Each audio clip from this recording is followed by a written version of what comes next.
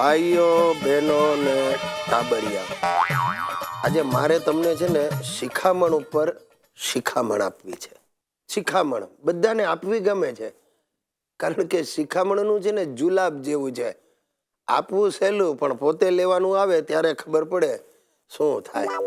આ મારા પાનના ગલ્લે એવા નવરા ઊભા હોય છે, બધા મંડળી જમાવીને કામ આખાની પંચાયત કરે, બધાને વગોવે. નથી યાર, આ સરકારમાં દમ નથી ને સરકાર ચલાવતા જ નથી આવડતી. કેટલી મોંઘવારી! આ પેટ્રોલના ભાવ જુઓ, આસમાને ગયા. ગેસના ભાવ વધી ગયા, ડુંગળીના ભાવ વધી ગયા. અરે બાપા, આમાં જીવવું કઈ રીતે? આવી બધી વાતો કરતા જાય ને સાથે સાથે પાનના ઓર્ડર આપે. તમાકુનું પાન મોંઘું, દાટ, ગાલના ગલોફામાં દબાવી દે. મારે આ બધાને કેવું છે કે ભાઈ, આ પાનના ગલ્લે ને કેટલી વાળા પાસે ઉભા રહીને આવી બધી પંચાયત કરવી સહેલી છે, પણ તમે તમારી જાતની ચિંતા ક્યારે કરી છે? આ તમાકુ ને ગુટકા ખાવ છો, એની શું અસર થવાની છે એ તમે જાણતા નથી? કેન્સરના શિકાર બની જશો, મરવાના વાંકે જીવવાના દાડા આવશે અને તમારું કુટુંબ દુખી થશે. એની ચિંતા કરો ને. નહીં સમજે તો ભાઈ, ગુજરાતી માણસ છે ને ભાઈ. અમારા દાદાએ મને કહેતા SSC માં તો, હાલા તું બહુ નબળો, ખીરીસિયા તું સાવ ડફોળ, પ્રિલિમમાં 55% લઈ આવ્યો. મેં કહું પણ દાદા, તમે 7મી ચોપડીમાં ઉઠી ગયા હતા એનો વિચાર કરો ને. સુશીલાએ મને વારે વારે કે, તમે શું દાડ મારો છો?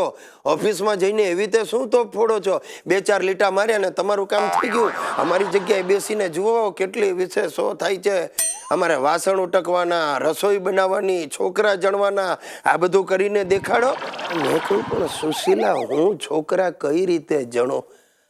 પણ એના મગજમાં વાત ઉતરે તો ને. અરે ભાઈ, આવું છે. પણ મારી મૂળ વાત એ છે કે વ્યસન, અને એમાં આ તમાકુનું વ્યસન, એનાથી આપણે દૂર રહેવાની જરૂર છે સાહેબ.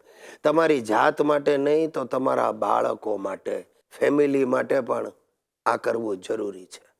એક વાત યાદ રાખજો સાહેબો, માણસ પહેલા આદત પાડે છે અને પછી એ જ આદત માણસને પાડે છે. એક નિર્ણય આજે લઈ લો કે તમે જો તમાકુનું વ્યસન છોડી શકો, એનો અર્થ એ કે તમે તમાકુને વાપર્યું, અને જો ન છોડી શકો તો તમાકુ તમને વાપરે છે. નક્કી તમારે કરવાનું.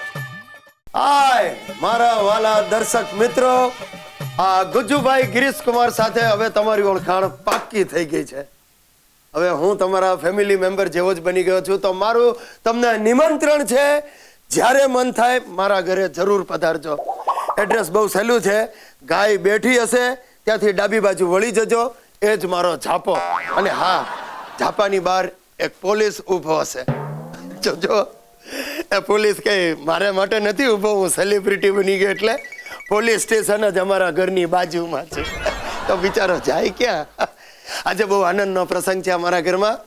આ પાર્ટી રાખી છે, અમારા નોકરની રજત જયંતિ છે. એટલે 25 વર્ષથી એક નોકર નથી, આ 25મો નોકર છે. રામજી હાલો આવ્યો. સાહેબ, હા હાલો આ કંકોત્રી. હા, મારા વેલ્ડિંગ ની. વેલ્ડિંગ? હા, એટલે ડફોળ વેલ્ડિંગ નહીં, વેડિંગ કહેવાય. તમને ખબર ના પડે સાહેબ. આ છે ને મારા એકવાર લગ્ન થઈ ગયા હતા, પછી છૂટા છેડા થઈ ગયા. આ બીજી વારનો સાંધો છે, એટલું વેલ્ડિંગ. નાની ઉંમરમાં હરણ ફાળ ભરી તે ભાઈ, વાહ, વેરી ગુડ.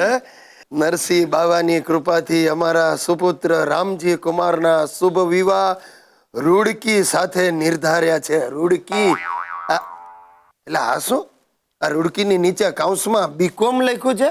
તું અંગૂઠા છાપ છે ને તું બીકોમ બૈરી લઈ આવ્યો? સાહેબ, આ તો મને ખબર ના પડે. બીકોમ એટલે બીજા કોમની.